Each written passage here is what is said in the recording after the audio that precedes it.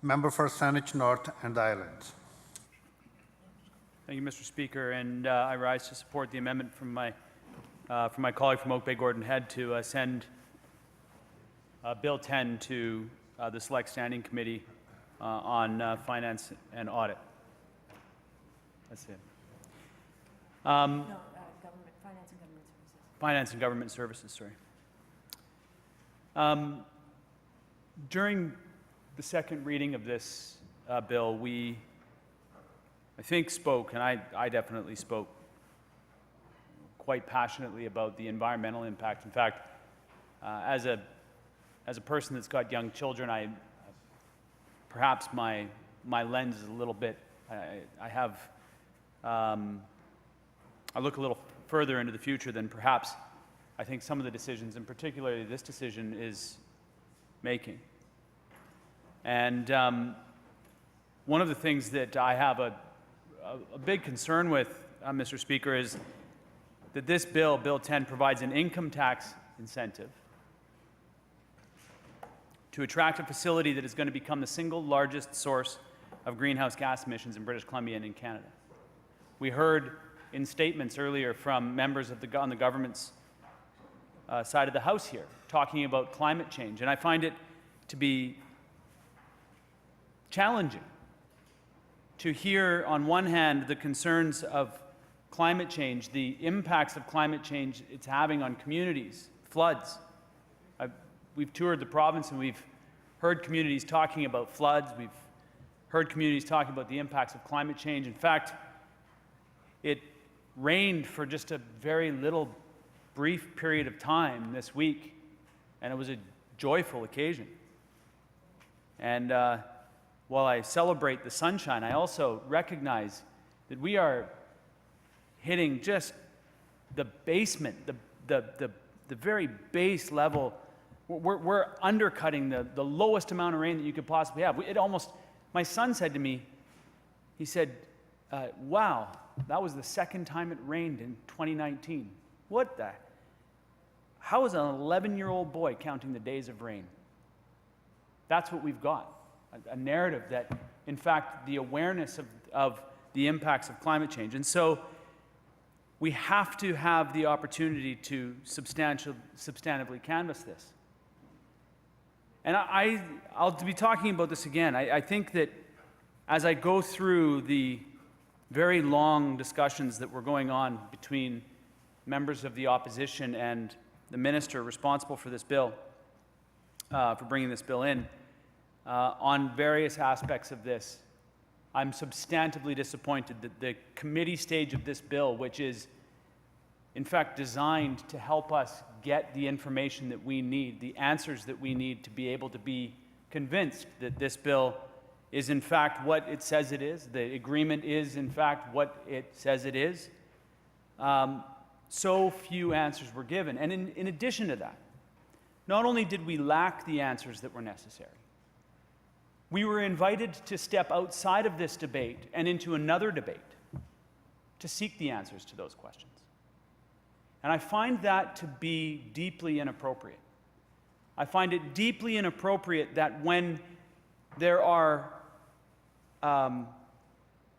4 conditions that are established for this industry to be coming to this province: meeting our climate targets, real partnerships with First Nations, fair returns for British Columbians, and jobs for British Columbians, as the conditions that are set. When those specific conditions are canvassed in this bill, during the stage of the debate in which it is appropriate for that information to become public information, so that not only we, the 87 members of this House, but indeed all British Columbians, are able to take a look at the information that's been gathered from this place and to be able to say, indeed, yes, that was a good decision that was made. It was a thorough decision. I might disagree with the outcome, but I certainly agree with the process. I certainly think that that the information was sufficient for them to make a decision on it.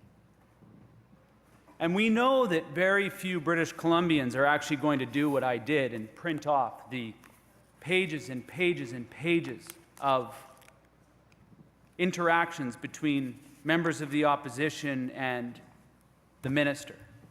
And they're actually going to take the time to go through those conversations to understand the level of frustration that was exhibited in this place. When it comes to the questions about temporary foreign workers and the use of temporary foreign workers and where the workers are coming from, we were, as opposition members that were questioning the government's agreement on this, invited, and very significant questions that were made apparently in a contract, an agreement that was signed by the Minister of Jobs, Trades and Technology. We were invited to canvass that in budget estimates. So I think that it's important, and in addition to that, when we were asking, when members opposite were asked, members of the opposition were asking questions about the clean growth industrial incentives, we found out, in fact, that June 30th is the time in which those negotiate, the earliest time in which we'd know what the benchmarks are going to be. In fact, we found out that that's the first time that LNG Canada is going to fully understand the benchmarks.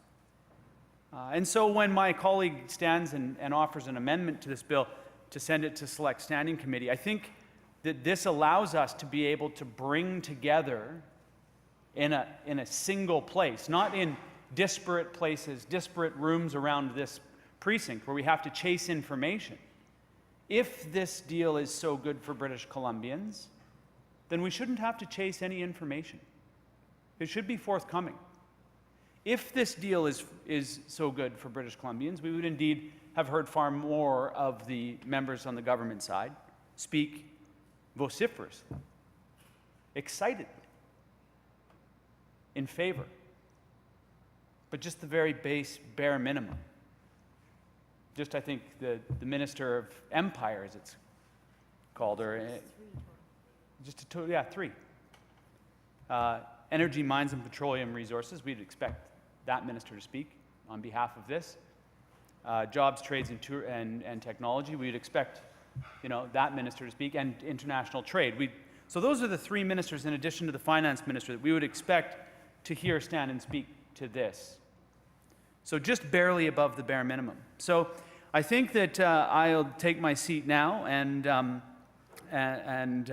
thank for the opportunity to speak to this amendment to send it this bill to committee so that we can indeed pull together the disparate information that is seemingly out in a bunch of other rooms in this place and pull it together into one place and have a real thorough canvas of this project so that we understand what the benchmarks are, so that we understand what the indeed what the actual outlay for the jobs are. In going back to the conditions that the government has laid out to say that this is a welcome industry in our province if we indeed meet these. And right now, I think that it's important that any thoughtful and thorough process would allow for the information so that, in fact, we would be able to say, yes, you know what, in fact, we might not agree with LNG, we might not agree with the approach that the government is taking, but at least we can be satisfied that they indeed have met the conditions that they've set for this. And at this stage, there is no way for us. There is simply no way. I spent last night reading through, and I can tell British Columbians with a level of certainty, there is no way for us to know if indeed the government has in fact met the conditions. And that to me is something that is a substantial reason for us to be sending this to committee. Thank you, Mr. Speaker.